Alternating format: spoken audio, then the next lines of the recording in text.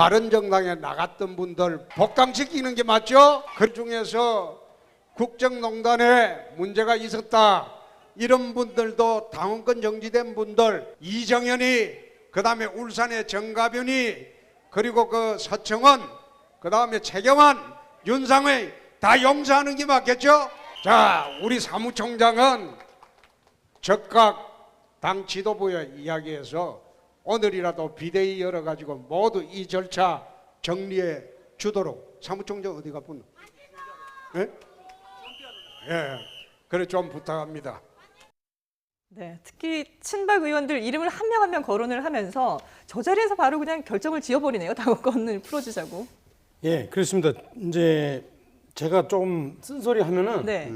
일단 두 분 다 제가 쓴소리 하면 문재인 후보도 불안하고 홍준표 후보도 불안해요.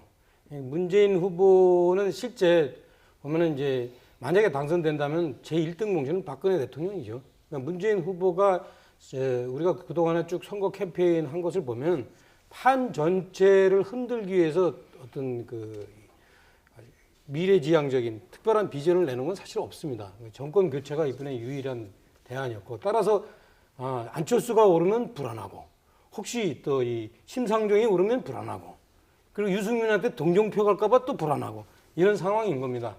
마찬가지로 홍준표 후보도 제가 볼 때는 여태까지 쭉 해왔던 것들이 사실은 2등 전략으로서는 주요했으나 1등이 되기에는 뭔가 좀, 그렇죠? 그러니까 51% 이상을 얻기에는 좀 뭔가 좀 부족한 그런 캠페인이었습니다. 그래서 지금 이제 막판에 어떻게든 좀 더 굳히기 위해서 사실은 이제 갈라졌던 부분들, 바른정당이나 아니면은 그 다음에 이제 친박 의원들 이런 식으로 이제 이렇게 좀 줍듯이 품는 그런 모양인 것 같은데, 어떤 그런 측면에서는 두 분 다 막판에 좀 힘들어 하시는 모습이 역력히 보입니다. 네. 예.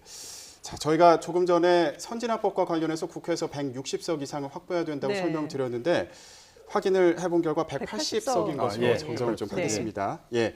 자, 지금 의원님께서 문재인 후보도 비판을 하고 홍준표 후보도 비판을 했습니다. 이걸 좀 평론가님께 여쭤보고 싶은데, 일단 홍준표 후보와 관련해서는 홍 후보가 말투가 재밌으니까 저희가 웃으면서 보긴 했습니다만 저걸 보면서 웃지만은 못하는 분들도 많을 것 같아요. 일단 저 부분은 어떻게 보셨습니까? 그러니까 지금 조금 전에 사실은 한 그 발언이 굉장히 좀 민감한 발언을 얘기를 한 거예요. 그러니까 친박계를 다시 이제 그러니까 죄를 사해주자 이 얘기를 지금 한 거잖아요.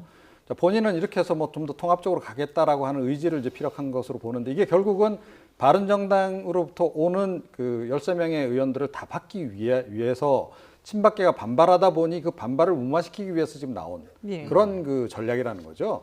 자, 그런데 이게 결국 국민들에게 어떤 이미지를 줬냐면, 안 그래도 친박 청산이 잘 안 됐는데 야, 자유한국당은 역시 상황이 친박이로구나. 그러니까 홍준표 후보도 그 사람들 눈치 안 보고는 안 되는구나라고 하는 인식을 팍 심어줘 버렸다는 거죠. 그러면서 자유한국당은 도로 친박당이다라고 하는 이미지 역시 마찬가지로 함께 줘버렸다. 자, 그래서 그러니까 이 결국은 이제 이 박근혜 최순실 게이트 이후에 또 박근혜 전 대통령 탄핵 이후에 국민들이 그 보수 지형에 대해서 굉장히 좀 그 불만족스러웠던 그런 감정들이 있었던 거 아닙니까? 심지어 보수층조차도 상당히 좀 부동층화된 그런 상황인데, 이분들이 다시 좀 되돌아가려다가 약간 주춤하는 이런 상황이 지금 돼버린 거 아닌가 결과적으로. 그래서 뭐 홍준표 후보 지금 다니면서 노래도 부르고 거의 뭐 전국 노래자랑 하듯이 전국을 다니면서 하고 이제 이렇게 해서 대중친화적으로 해서 사실은 많이 만회를 했으나 본질적인 게 해결이 안 됐다라고 하는 것이 국민들이 이번에 확실하게 좀 각인이 머릿속에 좀 돼버렸다. 그래서 지지율이 상승하던 추세가 오히려 좀 반전될 가능성이 더 높아진 거 아닌가 이렇게 생각을 합니다. 예.